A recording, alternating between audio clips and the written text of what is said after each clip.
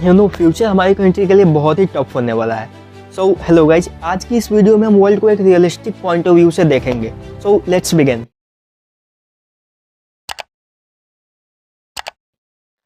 India ने एक बहुत बड़ा गोल्डन अपॉर्चुनिटी मिस कर दिया जिसको कि चाइना ने परफेक्टली कैपिटलाइज किया। और मैं यहाँ पे बात कर रहा हूँ economic liberalisation and the time frame it was done.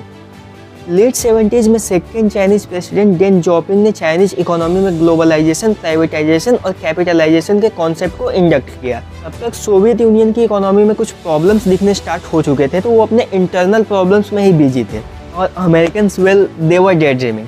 हाँ, मैं यहाँ पे मजाक नहीं कर रहा हूँ, अमेरिकन सपनों की दुनिया में जी रहे थे।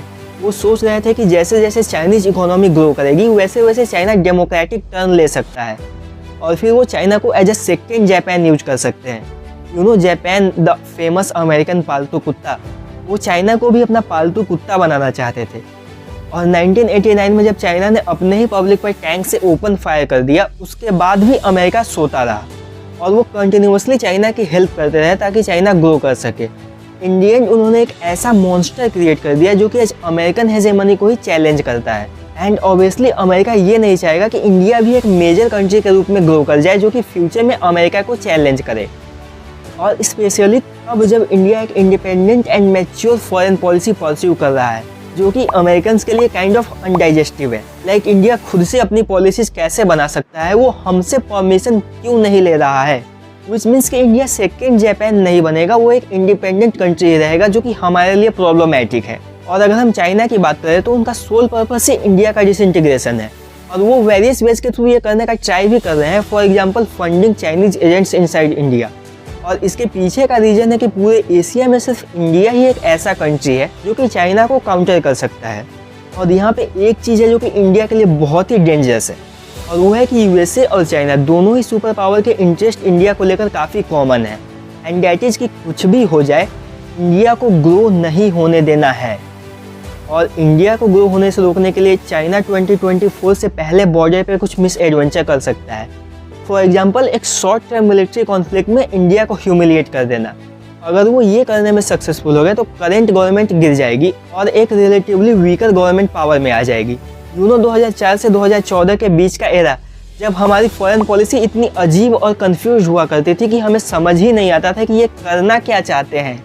या फिर 1989 से 1999 के बीच का एरा जब 5-6 पार्टीज मिलकर गवर्नमेंट बनाई थी और वो सारी पार्टीज किसी एक चीज़ पे एग्री ही नहीं कर पाते थे, जिसकी वजह से कोई मेजर रिफॉर्म आ ही नहीं पा रहा था और हमारी इकोनॉमी एक ही जगह पे रुक गई थी। कुछ ऐसी गवर्नमेंट यूएसए और चाइना दोनों के इंटरेस्ट में है। और मैं यहाँ पे इंडियन मिलिट्री का इंसल्ट नहीं कर रहा हूँ। आई नो कि Indian military is one of the strongest in the world और जब भी हमारा और चाइना का क्लैश हुआ है हमने उनको मारकर भगाया है।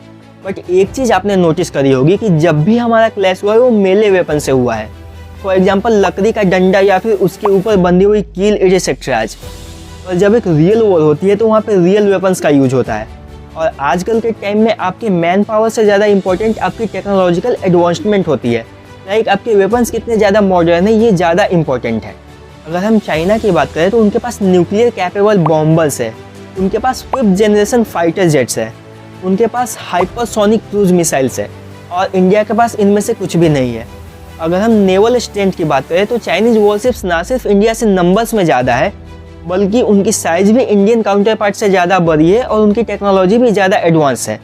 अगर हम इसको कॉन्टेक्स्ट में लेकर बात करें तो चाइना के पास कुछ 75 सबमरीन्स है जिसमें से 15 to 16 न्यूक्लियर पावर्ड सबमरीन्स हैं और उनकी कुछ सबमरीन्स की डिस्प्लेसमेंट वेट भी 11,000 टन है। और अगर हम इंडिया की बात करें तो इंडिया के पास कुछ 16 से 17 सबमरीन्स हैं जिसमें से सिर्फ 2 ही न्यूक्लियर पावर्ड है और इंडिया की जो सबमरीन मैक्सिमम डिस्प्लेसमेंट वेट रखती है वो है सिर्फ 6,000 टन्स।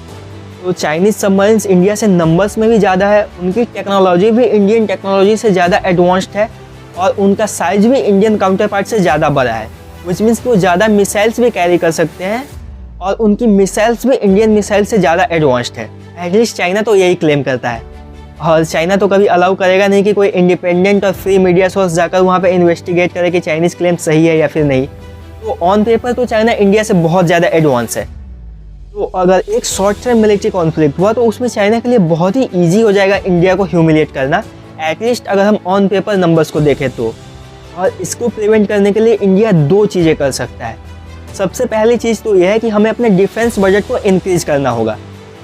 अब भी इंडिया का डिफेंस बजट कुछ $70 बिलियन है, विच इज़ 2% ऑफ GDP, जो कि इनफ नहीं है। और इस $70 बिलियन में से भी हम 31% सैलरीज में लगाते हैं और 23% पेंशंस में, विच मीन्स कि 54% तो यहीं पे चला गया।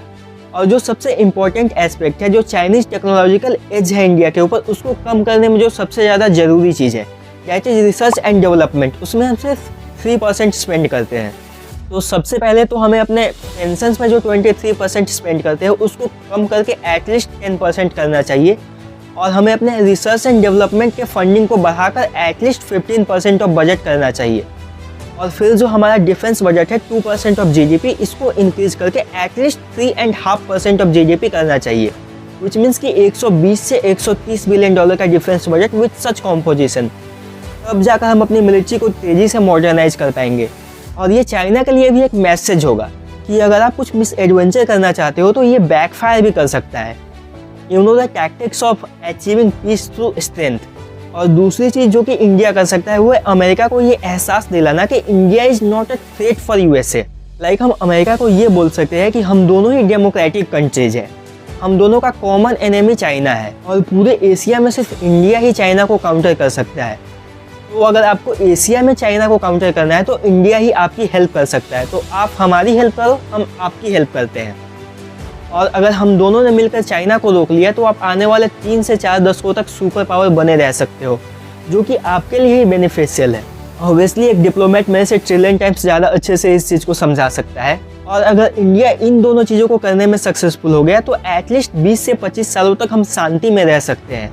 और अगर एटलीस्ट 2047 तक हम बिना किसी मिलिट्री कॉन्फ्लिक्ट के शांति से रह गए with strong nationalist and capitalist government, तो अब भी जो दुनिया में 2 मेजर पोल्स हैं ना, USA एंड चाइना, 25 साल बाद तीसरा मेजर पोल इंडिया होगा। सो आई होप कि फ्यूचर में सब कुछ अच्छा ही हो हमारे लिए। बट एक चीज़ है जो कि आप कर सकते हो, और मैं यहाँ पे सब्सक्राइब करने के लिए नहीं बोल रहा हूँ, एक चीज़ जो कि आप कर सकते हो वो है कि Chinese and American funded propaganda में नहीं आना है। So thanks for watching.